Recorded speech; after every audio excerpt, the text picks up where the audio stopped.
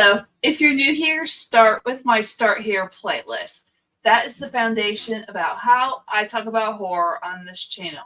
So, okay, cosmic horror. Cosmic horror isn't scary because there's a creature lurking in the corner. Cosmic horror is scary because it puts you in your place. It takes the entire human brain, this thing that's obsessed with why, obsessed with control, obsessed with meaning, and it shows you a universe that could give two craps about you, to put it bluntly. And that's the whole thing. That's the genre. I'm Brandy, otherwise known as the Terrorific Lady, and welcome back to Retro Horror School, where we discuss, dissect, and analyze horror from the 1970s through the 2010s, and discuss horror as memory, identity, and survival.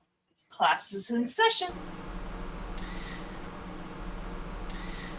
Cosmic horror runs on one core idea, that human beings are not central to the universe. We are temporary, we are fragile, and we are small on a scale that is a little bit humiliating once you sit with it. Here's the part that some people misunderstand right away. The universe in cosmic horror isn't evil, it's more indifferent. It doesn't participate in our value system. Worth is a human concept. Fairness is a human concept. Meaning is a human concept. And the cosmos does not sign that contract. So when cosmic horror gives you entities or forces that feel evil, it's usually not because they're villains with motives the way that we're used to. They operate on scales and rules that we could never fully comprehend, and that's what makes us panic. Cosmic horror hits like dread instead of adrenaline. Its reality is bigger than me and I can't negotiate with it. Most people walk into cosmic horror with the wrong expectations because other horror movies have trained us to expect a certain kind of payoff. People expect rules and explanations.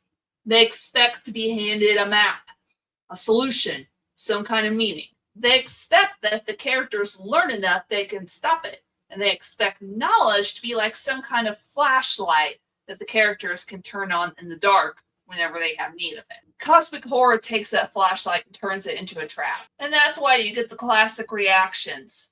It didn't explain enough. Nothing happened. The ending was vague. The rules didn't make sense. And that's not always a critique of craftsmanship. A lot of time, those are signs that the film did what cosmic horror was designed to do. It denies the viewer's mastery. The spine of cosmic horror, the thing to hold on to while you're watching it. Knowledge makes things worse. In a lot of horror movies, ignorance gets you killed. The characters don't know what they're doing. Sometimes they make very questionable choices. And once they learn the rules, they may still die, but at least they have some sort of a fighting chance. Cosmic horror flips that. Discovery equals danger. Humans chase answers because we are wired for it. We investigate because we want things to make sense and we want the world to be cohesive. We want that perfect linear cause and effect that fits very neatly into our brains so we can be, relieved. Cosmic horror weaponizes that impulse. In cosmic horror, the truth is incomprehensible. It's the kind of knowledge that breaks the frame of human understanding. Alien realities, massive scales, dimensions that don't care about our logic, and forces that reduce humanity to just background noise. That's the real terror. Once a character understands that they are doomed on a level that they cannot even begin to understand, they feel it in their bones because the universe is bigger than their strength. It's like the meme where it shows the universe. And there's an arrow pointing to the Milky Way galaxy where Earth would be. And it said, "You are here, wondering if you're weird," or something like that. That's cosmic horror in a sense. It's funny until it isn't. Once you actually internalize that scale, that you're a teeny tiny human in a big, wide universe, a lot of the comforting narratives that we like to tell ourselves stop working altogether. Cosmic horror dismantles the systems that people use to stay sane. Science hits a wall. Religion religion can't quantify it, institutions become useless, authority becomes noise. And the reason that cosmic horror works is because it attacks the assumption that one of these systems are going to save us. And language is the last system that is left standing. People keep talking, labeling, they keep trying to explain what they see because language is the one system that gives our world shape. Even when everything else crumbles and collapses all around us, humans just keep on narrating. Then finally, language fails too, not because someone forgot the right word to use, but because the human mind can't hold the reality that it is being asked to describe. Meaning collapses, perception breaks, the brain reaches and searches for order and finds nothing. That's why cosmic horror brushes up so much against madness. You often see that in cosmic horror instead of thinking, oh, this is a trope. It's mainly a consequence of the genre's premise. The mind is just doing what minds like to do, and the universe is going to play that game. It refuses to cooperate.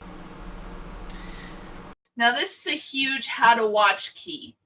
Cosmic horror is not chaos for chaos's sake. Cosmic horror tempts you with control. It gives you the illusion that you can contain it, seal it, banish it, escape it, outsmart it. It gives characters procedures, plans, rituals, manuals, logic chains, anything that looks like a handle that the characters can grab onto, and then cosmic horror just yanks it all away. The point is that control is a human fantasy, and cosmic horror is the subgenre that strips that fantasy down to the stud. Also, survival does not equal victory here. Even when a character survives, the world just doesn't return back to normal. Sometimes surviving means carrying knowledge that you weren't meant to live with. Sometimes surviving means being forever traumatized by what you saw. And sometimes surviving means that you're still trapped, just in a different way. This is the reason why death can sometimes feel like a mercy in cosmic horror. The one logical endpoint when all hope has been forever removed from the equation. Cosmic horror stretches perspective and it uses scale as the weapon. Deep time and ancient forces and vast amount of space and unreachable distances. The cold, wide, last frontier energy where human beings are just little tiny specks in a universe where they're just trying to do their best. Sometimes time is a part of it. Minutes crawling by because you're isolated, hours stretching because there's really nowhere to run, cause and effect becoming messy because the rules are not human rules. So when you're watching cosmic horror, pay attention to how it makes you feel small. Not weak, small. There is a difference. Cosmic horror is not really a subgenre that chases a lot of jump scares. It chases awe, dread, helplessness, that weird mix where something is both beautiful and also terrifying at the same time. The sublime. That's why some people say nothing happened, because in cosmic horror, a lot of the action is internalized. Cosmic horror is more often not a realization. Your body may be calm while your mind is screaming. That is cosmic horror landing as it should.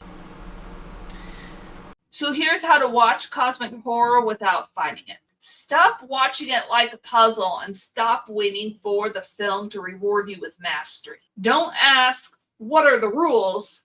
Ask, what breaks first? Don't ask, how do they fix it? Ask, what does knowledge cost here? Don't ask, why is this happening? Ask, what human system is failing in real time? Watch the moment control collapses, not the moment that the monster or entity appears, if there is one. That moment where the film makes it clear that no amount of intelligence, knowledge, belief, authority, or explanation that the world is going to be put back together the way it was. That's how you know that cosmic horror is doing its job.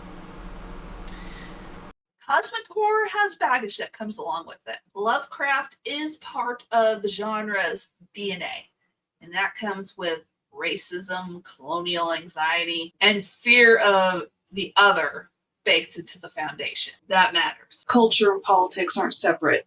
Horror doesn't float above society. It absorbs it, it reflects it, and sometimes it turns abstract power structures into monsters we can actually see. It doesn't erase cosmic horror as a mode, but it does change how you talk about it and what you choose to celebrate. Also, cosmic horror tends to fail when it's nothing but tentacles, tentacles, tentacles, and creature feature spectacle. The scale disappears, the dread disappears, and it becomes merely decorative. Cosmic horror works when you hit that nerve. The loss of hope, the loss of human specialness, the feeling that what you do doesn't matter in the way that you want it to. And if this is your lane, the kind of horror that lingers, the kind of horror that you keep thinking about 2 days later, there's more space opening up for deeper, slower conversations like this. The kind where we stay with the ideas, the subgenre history, and the uncomfortable stuff that people usually skip. Next up, we're going to be taking this lens and applying it to a film that shoves cosmic horror out into deep space, where isolation and scale do even more damage. Event Horizon!